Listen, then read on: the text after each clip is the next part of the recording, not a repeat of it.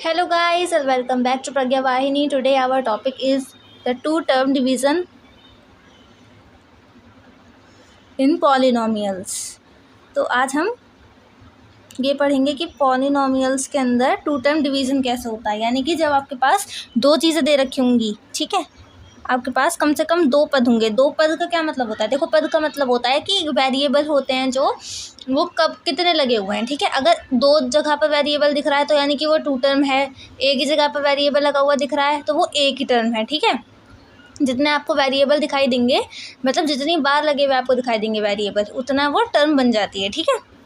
तो आज हमें वही देखना है। तो इसका फर्स्ट जो कैटेगरी होती है, इसके अंदर कैटेगरीज में बांटेंगे हम। तो हमारा कैटेगरी 1 जो आएगी वो क्या है? कैटेगरी 1 है जब आपका जो रिमाइंडर होगा वो 0 होगा, ठीक है। रिमाइंडर क्या आएगा? 0 आएगा, सही है। तो अब अगर मैं एक एग्जांपल दे दूं आपको, तो एग्जांपल देखेंगे x+5 और x+2 है, ठीक है। इसको मल्टीप्लाई अगर आप करोगे तो क्या आएगा?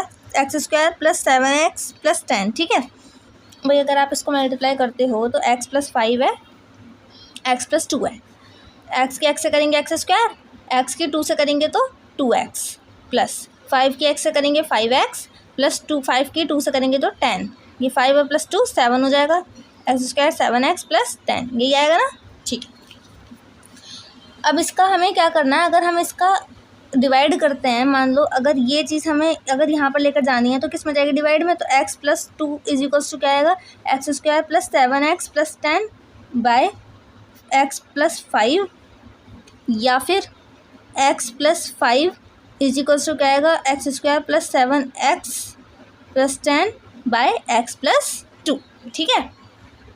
तो इनका जो डिवाइड आएगा वो क्या आएगा? बिल्कुल 0 आएगा, मतलब इसमें रिमाइंडर बचेगा ही नहीं, ये पूरे के पूरे कटने वाले होंगे, है ना, ठीक है।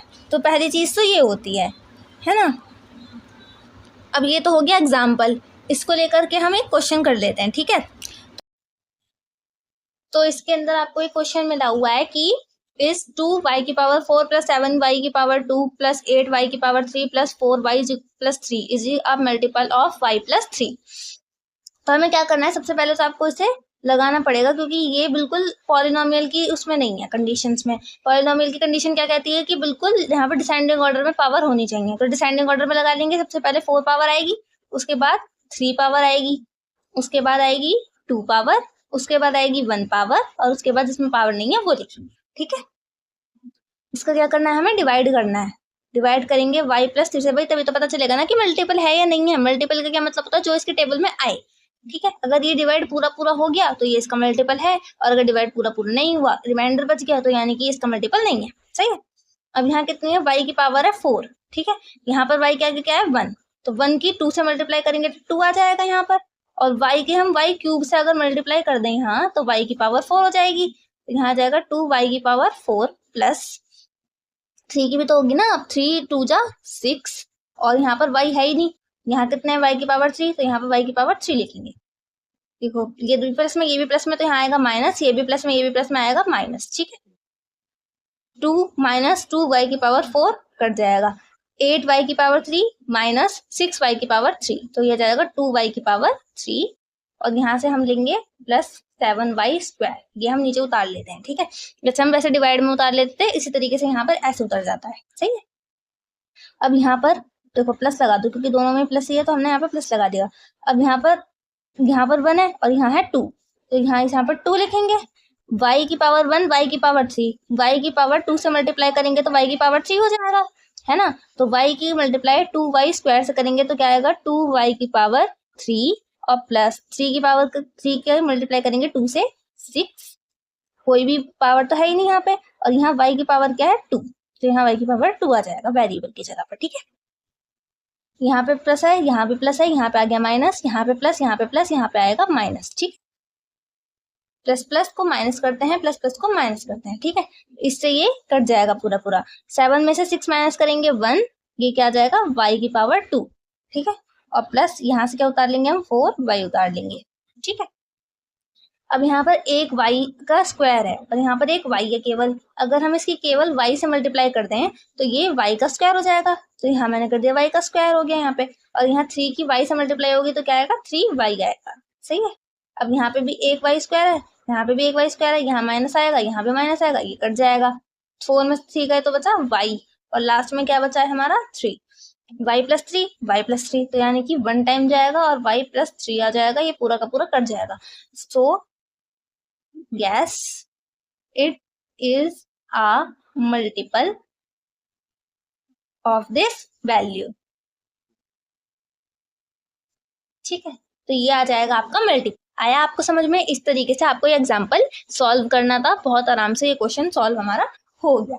ठीक, अब ये वाला तो आपको पता ही होगा कि भाजक जो होता है, भाजक गुणा भागफल बराबर होता है शेषफल की। ठीक है, ये तो मैंने आपको बताया हिंदी में।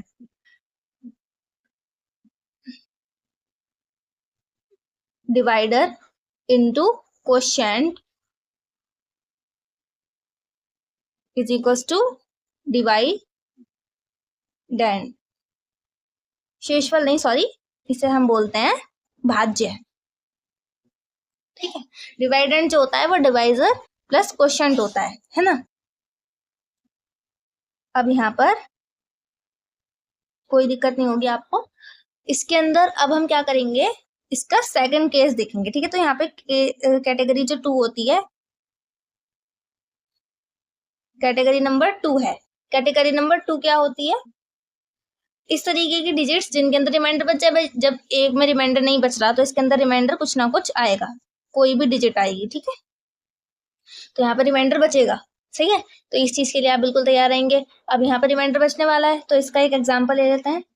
इसका एग्जाम्पल मैं आपको एक क्वेश्चन ही करा देती हूँ ना, डायरेक्ट एग्जाम्पल तो बताने की जरूरत ही नहीं है। तो यहाँ पे आ गया 15z की पावर 3 माइनस 20 z की power 2 plus 13z minus 12 divided by 3z minus का 6। ठीक है, अब देखो यहाँ पे ये पॉलिनोमियल है 3, 2, 1, और फिर यहाँ पे एक भी पावर या हमारा वेरिएबल नहीं है, वेरिएबल की पावर भी नहीं है। ठीक है, तो हमें इससे इसके डिवाइड करना है डायरेक्ट। ठीक है, तो हमें 15z cube minus 20z square plus 13z minus का 12, इससे हम क्या कर देंगे, डिवाइड करेंगे 3z माइनस 6 से। ठीक है, अब देखो 3 का 5 से मल्टीप्लाई करूंगी तो 15 आ जाएगा, तो यहाँ पे 5 लिख दिया मैंने।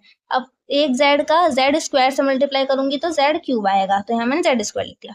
3z का इससे करेंगे तो आएगा 15z क्यूब, है ना। अब यहाँ पर माइनस है, यहाँ पे भी माइनस है। ठीक है, तो ये माइनस माइनस क्या हो जाएंगे,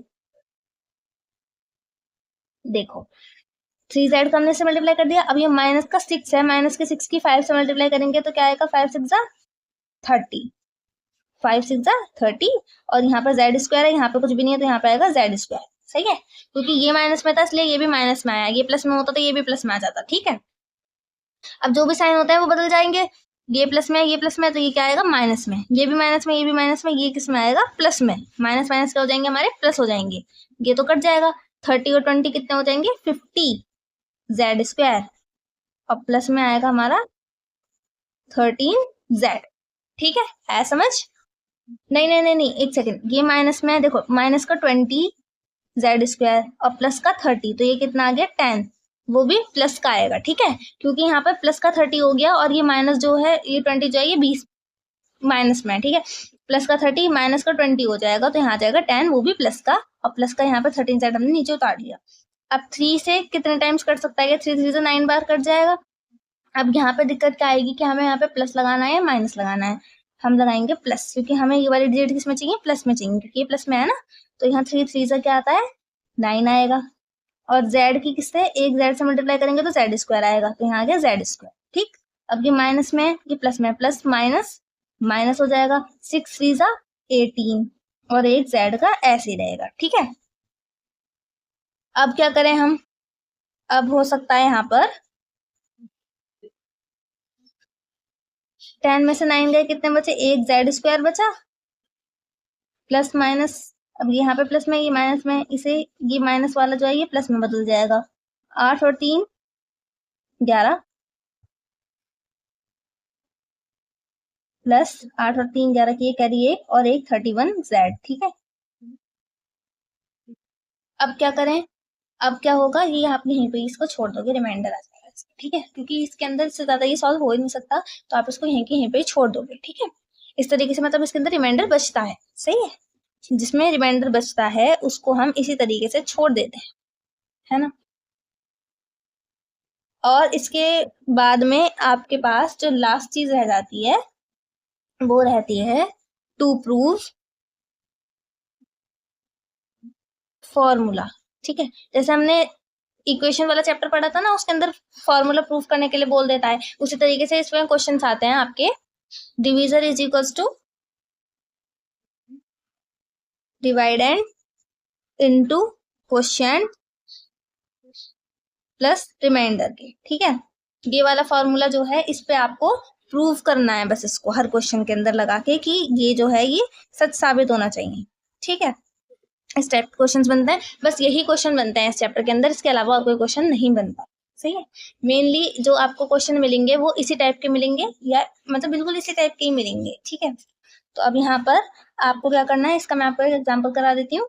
एग्जाम्पल, इसका एग्जाम्पल है x square plus 7x plus 14 divided by x plus 3। ठीक है, अब यहाँ पर मैंने लिख दिया x प्लस 3, इससे मैं डिवाइड करूंगी x square plus 7x plus 14 को, है ना। अब x का x से अगर मैं मल्टीप्लाई करूंगी तो एक्स स्क्वायर हो जाएगा, तो ऐसे। ठीक है, अब इसका एक्स स्क्वायर हो गया यहाँ पे, प्लस 3 का x से करेंगे तो क्या आएगा, 3x आएगा।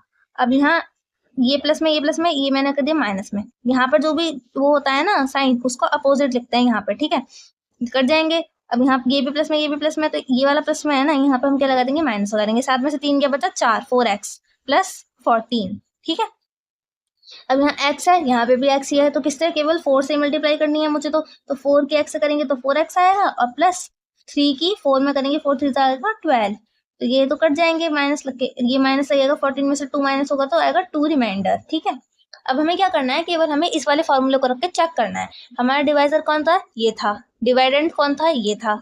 ठीक है, डिवाइजर कौन है, ये है, जिसका डिवाइड हो रहा होता है वो क्या होता है, डिवाइजर। डिवाइडेंट कौन होता है, जिससे डिवाइड दिया जा रहा होता है, ये होता है डिवाइडेंट। ठीक है, ये क्या होता है, ये होता है हमारा क्वोशिएंट, जो आ जाता है वो होता है क्वोशिएंट, और ये तो हम रिमाइंडर कहते हैं।